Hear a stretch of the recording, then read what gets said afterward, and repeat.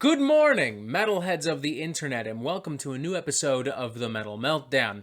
Just a quick reminder for y'all, I recently interviewed Robert Garvin from Cirith Ungol right here on the Metal Meltdown. So, if you want to learn even more about this particular album, from this particular band, following this album review, all you've got to do is follow the link in the description of this video.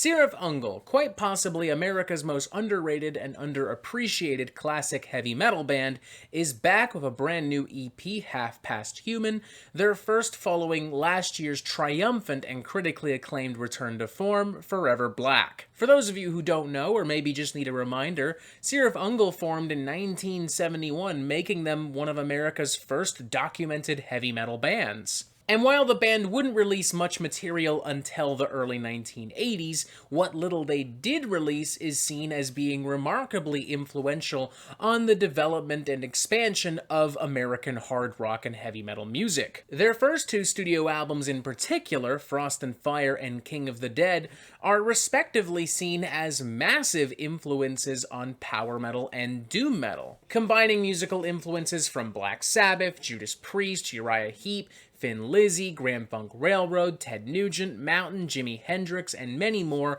with lyricism based primarily in classic sci-fi and fantasy poetry and literature. Cirith Ungol may not have enjoyed much popularity, shall we say, especially not when compared to big commercial rock and metal bands of the time like Motley Crue, Van Halen, Bon Jovi, Metallica, and many more, but Cirith Ungol have remained pretty popular and influential within the underground of heavy metal, and as such were given the opportunity to return last year with Forever Black, an album I thoroughly enjoyed and would probably even hold on par with the aforementioned Frost and Fire and King of the Dead. And now, just over a year later, we arrive at Half Past Human, an EP that sees Cirith Ungol revisiting some of their oldest tunes and demos, which were previously never released in any official capacity. Now, I should note that because of the design of this EP and because of the fact that all of these tracks are over 40 years old,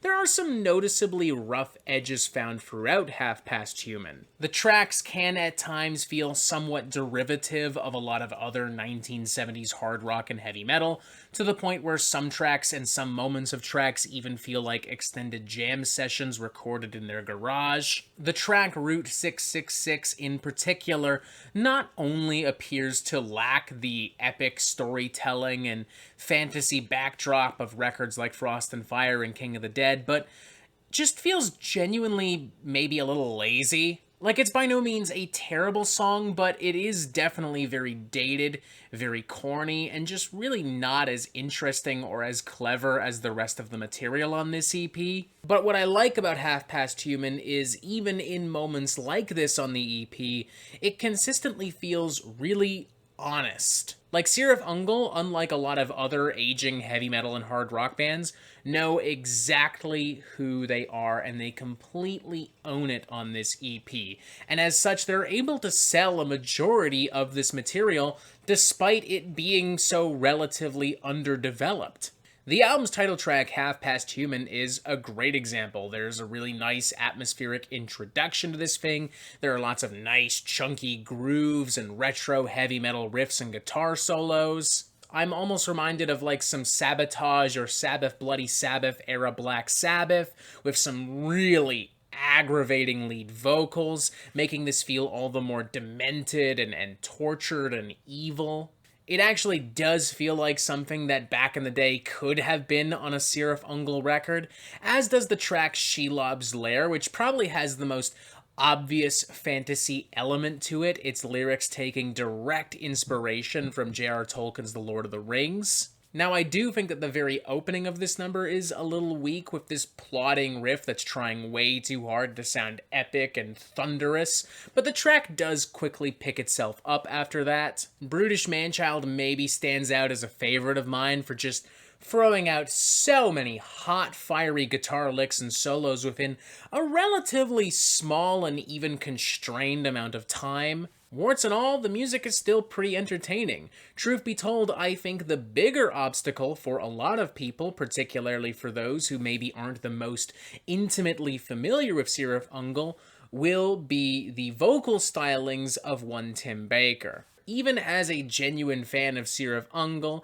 I've always had a difficult time with his vocals. He is often just kind of groaning and screaming like some kind of goblin military leader. Which, in theory, sure, that sounds awesome, but in execution, it can become a little repetitive and maybe even a little annoying. Even still, it fits the type of music that Cirith Ungol is creating, and more importantly, there's genuine character charisma and originality to this. Like, this guy, unlike other heavy metal singers, cough cough Tim Owens, Blaze Bayley, did not make a name for himself by simply ripping off other pre-established heavy metal singers. He has a unique style, and he has developed it pretty well over the course of his career. I'd probably give this EP a 3 out of 5, and a mostly enthusiastic one at that, especially if you are a longtime Cirith Ungol fan and you're looking to revisit the glory days of America's most underappreciated heavy metal crew.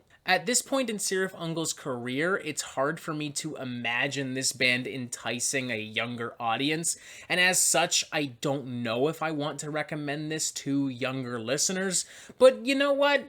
I'll say give it a shot regardless, even if just to learn about this band that, despite having done so much for heavy metal and extreme music, is very rarely talked about in any significant or meaningful capacity. Like, sure, they may not be on the same level as Black Sabbath or Iron Maiden or Metallica, but at the very least, I would put them on the same level as bands like Exciter, Venom, Bathory, Celtic Frost, Possessed, bands that were maybe not the most well-known or commercially successful in their time, but paved the way for a lot of really exciting heavy metal and extreme music. So yeah, 3 to 5, this EP's probably not going to be for everyone, but I think at this point that's kind of inevitable when you have a band as unorthodox as Cirith Ungol, so what are you gonna fucking do? At the very least, give it a shot if you're unfamiliar with this band, because it's high time that Cirith Ungol finally got the praise and recognition that they deserve after all these years. And that is it for the Metal Meltdown. I'm not an expert, nor do I claim to be, so what do you think? Do you like this record? Do you not like this record? And what do you want to hear from me next? And thank you for watching. Make sure you press subscribe so you get updates on the Metal Meltdown fucking immediately. And as always, you have yourself a fantastic fucking day.